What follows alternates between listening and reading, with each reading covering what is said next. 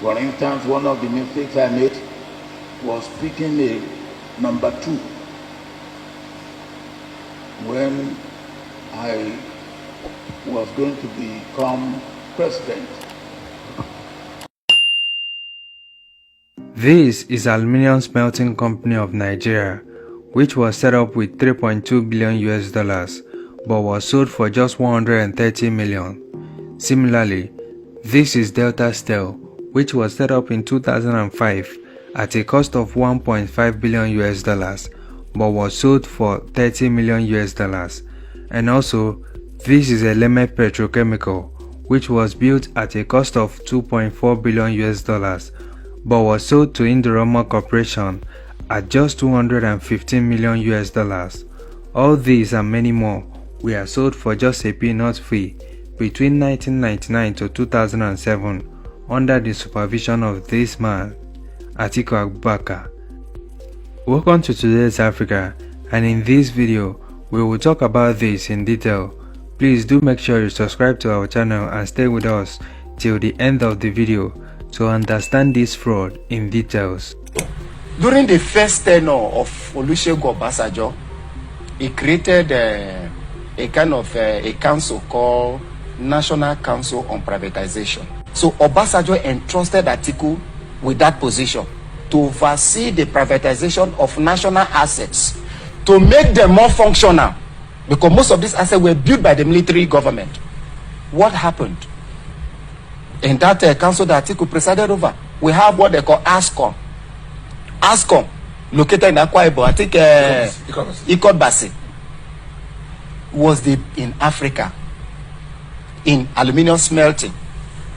It cost federal government $3.5 billion to set up that ASCOM.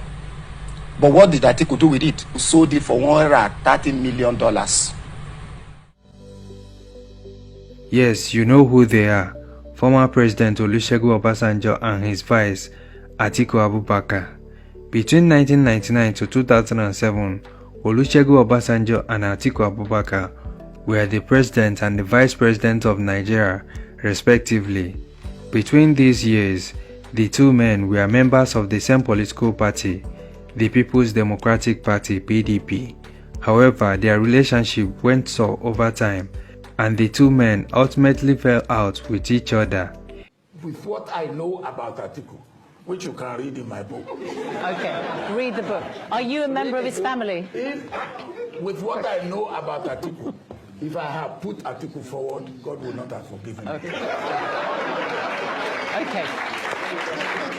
In 2007, Atiku Abubakar ran against Obasanjo's PDP in the presidential election, but failed woefully. After losing the elections, Atiku Abubakar left the PDP, and since then, their relationship can be likened to that of a cat and dog.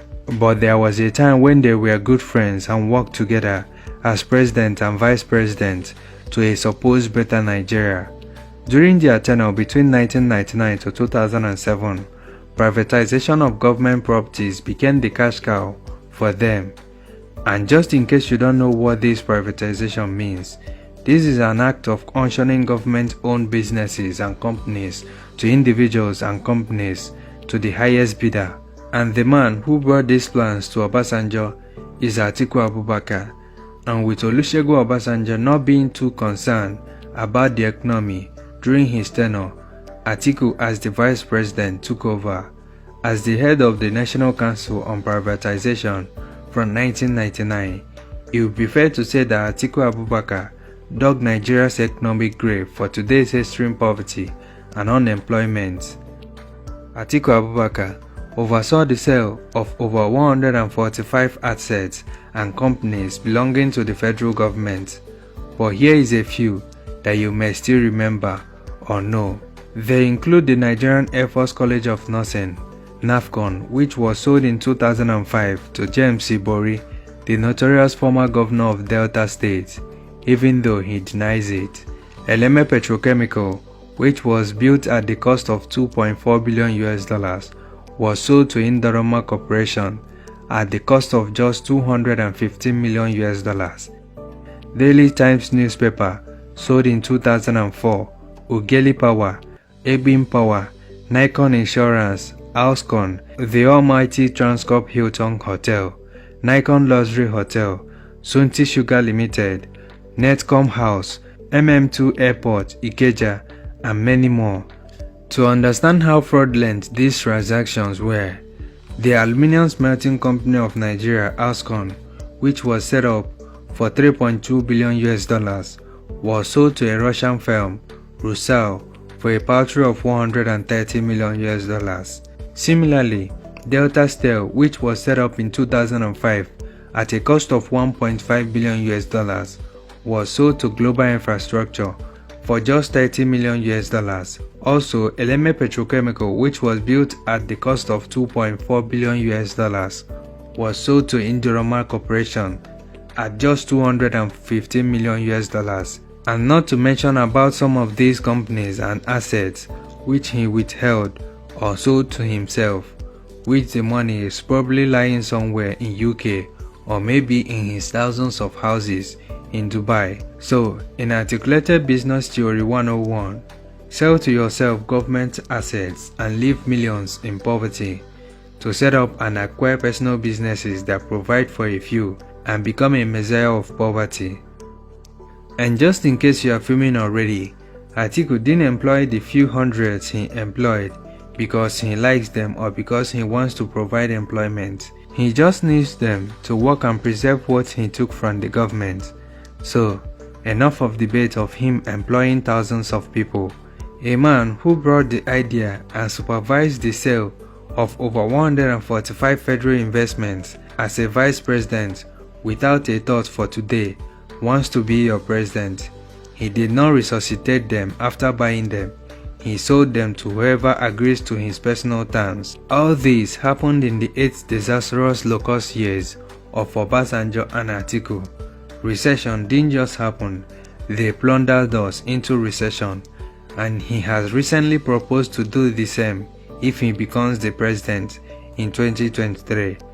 No wonder he has been running to become a president. For instance, one of the mistakes I made was picking a number 2 when I was going to become president. But because it is a genuine mistake, God saved me out of it. Hands. He asked a good question. He did. We'll be here all night, yeah. No, he asked a good question, but he spoiled it at the end. I said, why not Atiku? What issue do you have with him? That was Zainab Osman, yeah, okay. Zainab, yeah. I have no personal issue with Atiku, but if I then, with what I know about Atiku, which you can read in my book. Okay, read the book. Are you a member of his family? With what I know about Atiku, if I have put Atiku forward, God will not have forgiven me. Okay. Okay. Listen.